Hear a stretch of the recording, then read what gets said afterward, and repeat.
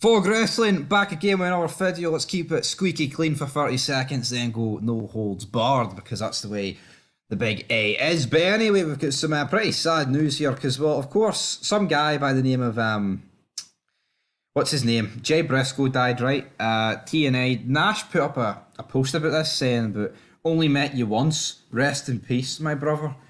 And I even thought seeing that was very weird, right? And then I've went on ODQ to look for some news today to talk about. And then it says here, fans express concern for Kevin Nash. Now, it's not really to do with the fact that he was commenting about Jay Briscoe, right? But, of course, this year, well, not this year, Scott Hall died in, March last year, 2022. Then Kevin Nash's own son died 12 weeks ago, as he says here, which I'll get into. So, yeah, it wasn't the best year for Kevin Nash. But we go on to his podcast, which of course he hosts with Sean Oliver, which did all the interviews with the wrestlers about 10 years ago. I mean, I think they're actually pretty funny, seeing Rob Van Dam doing an impersonation of Shawn Michaels and his wonky eye, and just seeing people talk about Chris Benoit. But that's where I crossed the line, because this could be another Chris Benoit situation. Because Nash said, "Today is week 12 that I lost my boy.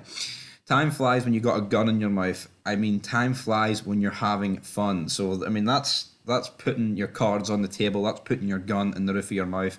Wee Oliver turns around and says, "Don't play like that. You have guns, so you can't say those things." Nash then goes on to say, "I could do whatever the fuck I want to do, long as I leave a note." And when someone says, long as I leave a note, oh yeah, long as I leave a note, I can take a drink. No, Nash didn't say that. He said, as long as I leave a note, which of course, you know, a suicide note, which he's just come out and said it there on the podcast. Of course, grew up watching Kevin Nash. He's one of the good guys. One of the members of the NWO, the Clique, a wrestling legend, right? You don't want to see this guy kill himself, you know.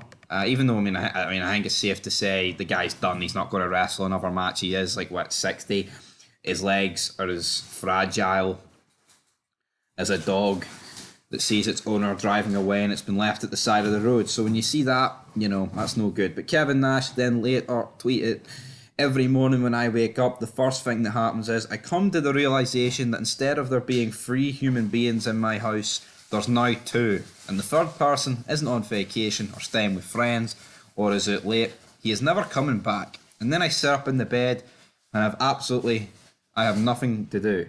And it's like, so why am I getting out of bed?" End of quote. So Kevin Nash is basically saying he's gave up the will to live. But I'm not saying he's contradicting himself there on the same tweet, but he said there's 2 other human beings in the house. It's him and someone else. And I'm going to assume that's his wife or his girlfriend, or maybe it's his other son. I don't know how many kids the guy's got, right? But surely it's worth living for the other human being, regardless of who it is, unless he's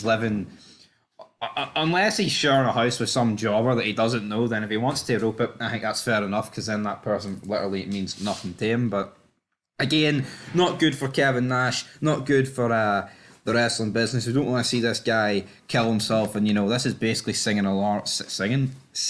ringing alarm bells, because you know, if it comes out in the next couple of weeks that Kevin Nash has committed suicide, I think we can't really say it came as a shock. It's not going to be, you know, the 24th of June 2007 where Chris Benoit has killed Nancy, he's killed Daniel, and then he's killed himself within 3 days. Well, that did come as a shock. I think if this came out in the next coming weeks, coming days, it wouldn't really be a shock, proving on this evidence. And, you know, it would be, of course, sad. So I think the guy needs help, and he needs it right now. But as for the news, Jay Briscoe, he died, and apparently there's been creative changes to NXT, and I believe he was in TNA, or was he in AEW? I don't know what he was in, man, personally, but he did sadly die in a car crash at the age of 38.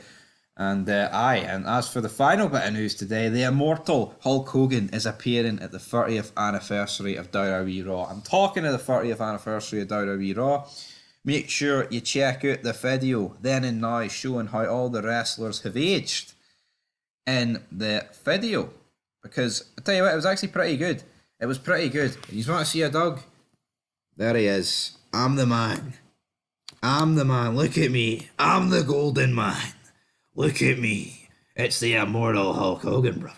I'm a dog, brother. I'm going to eat all the treats in the fucking box, brother. Look at me. Whoa, what's that? Is that Treats, brother? Let me go get that. Whoa, Treats, brother. Anyway, guys, that's it. Wee Lionel says goodbye. There's treats for him. There's no treats for me. Hulk Hogan's appearing at Raw. Nash is probably going to rope it. And that's all I've got. As for the other member of the NW, he's been dead a year. Till next time, peace.